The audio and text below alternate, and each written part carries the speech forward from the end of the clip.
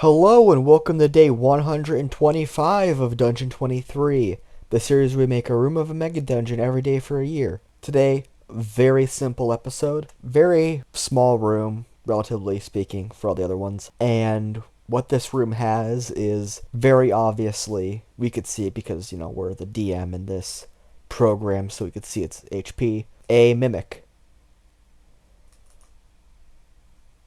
Just a regular Mimic, it has 53 HP, which is a little bit under average, kind of. The normal Mimic has like a set HP of 58, but rolling for it is what I got, 53, so that's what we're giving it. Obviously, it's a Mimic, AC 12, and if it's killed or befriended in some way, or basically dealt with non-lethally, because there was that wounded Mimic earlier in the dungeon, where the party had the opportunity of fighting it and getting its loot, or just killing it. And as we said, if it is spared or healed or like taken care of and basically just like not super aggressive, then there's a chance it's going to be like putting in a good word for the party. Because although the monster manual doesn't give it a language, Mimic was its own language. And mimics are like generally intelligent, like in the lore. It's primarily just the mimics you see in dungeons and in the monster manual are the specifically unintelligent variants of them, which are actually like the least common variant of them. Most of them tend to be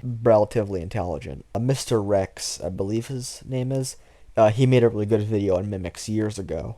Anyway, what's important is that within its like maw, its like mouth, chest cavity thing, its mouth essentially, yeah, stomach. It has a scroll of detect magic, 4d8 gold pieces with an additional 3d12 silver pieces. And on top of those two things, it also has a mundane lock and key. Just a regular mundane lock and key, like the kind you get in the adventurer's supplies list, adventuring goods, whatever the list is called. And the DC for that lock is just 14. If the party ever wants to lock something up or keep it secure, then they have the option of like locking doors and chests and stuff like that.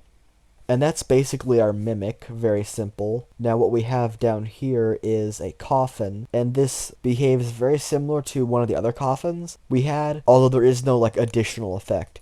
This is purely to act as a way of introducing more characters, where you find a coffin after one of your previous players dies, you open it up and there's a new fresh character waiting for you. Basically a way of saying, okay, well here's a place where you could have a new character if your other one dies. You don't have to have some kind of weird explanation for why they came all the way down here or how they got down here with all the other stuff didn't have to be reset. It's a whole thing. It's just magic, yeah, bamfed into this coffin by the wizard. And then shortly after, a bunch of random weirdos came and opened the chest and said, hey, our other guy died and you're kind of stuck in here for the time being. Do you want to help us get more treasure? And then because you wouldn't be playing the game if you didn't want to do that, then you say, yeah. And that's basically what this guy does. And that's really the room. It's really all there is to it. Nothing super special, just a very plain room with a mimic and a place for the party to recover a dead PC. So yeah, thanks for watching and or listening to this video. If you want to see or hear more, then like, comment, subscribe so these show up in your recommendations more often. There's also a little bell notification icon thing next to the subscribe button. Don't know if it works or not. Try it or don't. You could always just come back tomorrow because these videos are a daily event. They happen every day for the rest of the year because that's what the challenge is. And yeah, I apologize for the poor quality.